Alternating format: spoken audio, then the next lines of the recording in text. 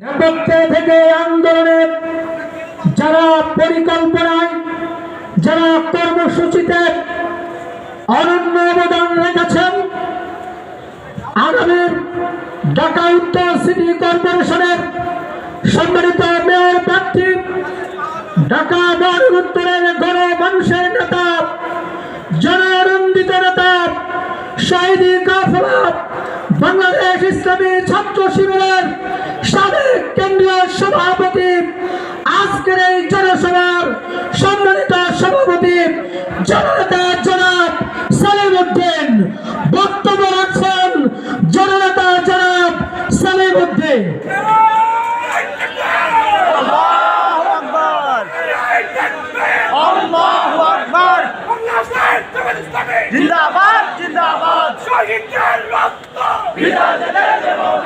আসসালামু আলাইকুম ওয়া রাহমাতুল্লাহি ওয়া বারাকাতুহু।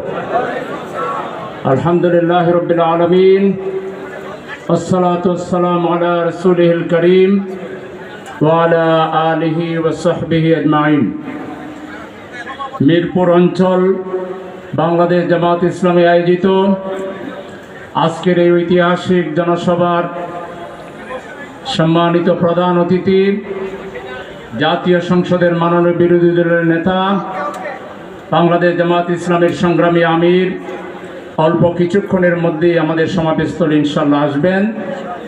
আজকের এই অনুষ্ঠানে উপস্থিত বাংলাদেশ জামাত ইসলামীর কেন্দ্রীয় এবং মহানগরীর বিভিন্ন পর্যায়ের নেতৃবৃন্দ, শহীদ পরিবারের সম্মানিত সদস্যবৃন্দ, সাংবাদিক বন্ধুগণ, বিশিষ্ট সুধী মণ্ডলী যারা এখানে এসেছেন এবং আজকের এই জনসভায় উপস্থিত সর্বস্তরের শ্রোতা মণ্ডলী যারা এসেছেন, সবাইকে আমার পক্ষ থেকে আন্তরিক শুভেচ্ছা জ্ঞাপন করে আমিরে জামাতের আসার আগ পর্যন্ত বা তিনি আসার পরে তার জন্য যে নির্ধারিত সময় রয়েছে তার আগেই আমি আমার কথাগুলো শেষ করতে চাই ইনশাআল্লাহ।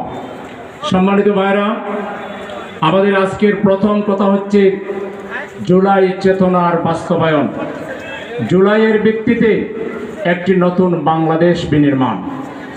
আমাদের গণভোটের অন্যতম কথা ছিল যারা নির্বাচিত হবেন তারা দুইটা শপথ নেবেন, পার্লামেন্ট মেম্বার হিসেবে শপথ নেবেন এবং সংবিধান সংস্কার পরিষদের শপথ নিয়ে 180 দিনের ভিতরে বাংলাদেশের সংবিধানকে গণতান্ত্রিক চেতনায় রচনা করবেন। নতুন করে সংবিধানকে রচনা করা হবে, যেখানে যেখানে যা সংস্কার দরকার সংস্কারের মাধ্যমে এই সংবিধানকে গণতান্ত্রিক করা হবে। কথা ছিল বাংলাদেশে যাতে আর স্বৈরাচার এবং ফ্যাসিবাদ ফিরে না আসে সেই ব্যবস্থা নতুন সংসদ সদস্যরা নেবেন। এই গণভোটের পক্ষে বর্তমান মাননীয় প্রধানমন্ত্রী তিনিও হা ভোটে ভোট দিয়ে দেওয়ার জন্য বলেছিলেন, তার দল বলেছিল এবং এখন তারা বলতেছেন যে এটা সংবিধানে নাই, এটা সংবিধানের সাথে সাংঘর্ষিক, এটা ওটা। আপনারা যা ব্যাখ্যাই দেন না কেন, কোন ব্যাখ্যাই আপনাদের তুপে টিকবে না। সংবিধান যদি মানেন তাহলে তো আপনারা এখন সরকারে থাকার কথা নয়, আপনাদের কোনো হদিসই থাকার কথা না। তাইলে আপনারা আসলেন কোথা থেকে? সরকারি দল আসলো কোত্থেকে? নির্বাচন আসলো কোত্থেকে? বিরোধী দল বা আসলো কোত্থেকে? নিঃসন্দেহে পিপল উইল, যেটা আর্টিকেল 7(2) বলা হয়েছে, এটাই হচ্ছে সংবিধানের উপরে জনগণই হচ্ছে মূল সংবিধানের মালিক, জনগণের কথাই হচ্ছে সংবিধান। আর জনগণের প্রায় 70% মানুষ হা ভোট দিয়ে এই জুলাই সনদের প্রত্যেকটা কথা কিভাবে বাস্তবায়ন করতে হবে জুলাই সনদে সেই প্রক্রিয়া বলে দেওয়া হয়েছে। সেই প্রক্রিয়া হলো আপনারা সংবিধান সংস্কার পরিষদের শপথ নেবেন আর তারপর সংবিধানকে সংস্কার করবেন। এখন আপনারা সংশোধন চান, আপনাদের ইশতেহারে 31 দফায় আছে আপনারা সরকারে গেলে সংবিধান সংস্কার পরিষদ করবেন।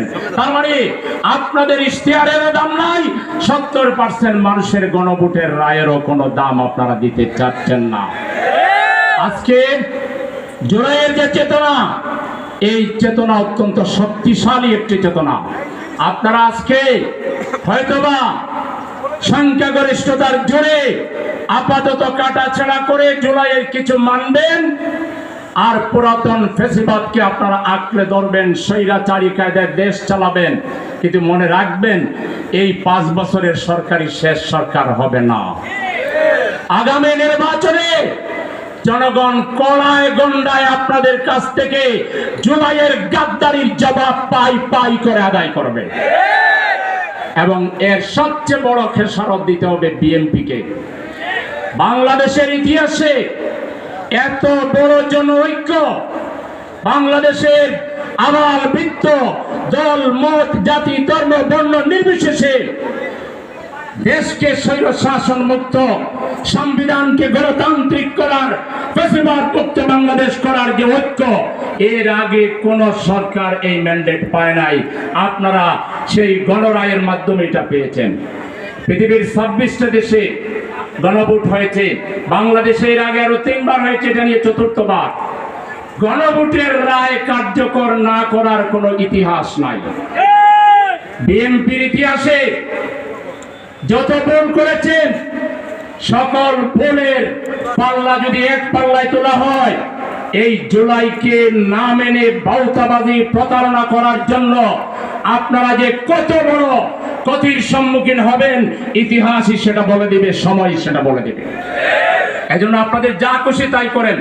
আমাদের মাননীয় বিরোধী দলের নেতার নেতৃত্বে পার্লামেন্টে বারবার আপনাদেরকে বোঝানোর চেষ্টা করা হয়েছে, প্রাইভেট টেবিলে বোঝানোর চেষ্টা করা হয়েছে। সারা দেশে বিভাগীয় সমাবেশ হচ্ছে, আগামী 25 তারিখ সিলেটে আছে, সেখান থেকে আরো বড় কর্মসূচি আসবে। আপনাদের যা খুশি তাই করেন, কিন্তু মোলা জলাইয়া সংবিধান সংশোধনের নামে আপনাদের ইচ্ছা মতো, খায়েশ মতো কিছু সংশোধন করলে পরিষ্কার বার্তা হলো, বাংলাদেশের জুলাই যোদ্ধারা 18 কোটি মানুষ আপনাদের এই সংশোধন ঘৃণা ভরে প্রত্যাখ্যান করবে।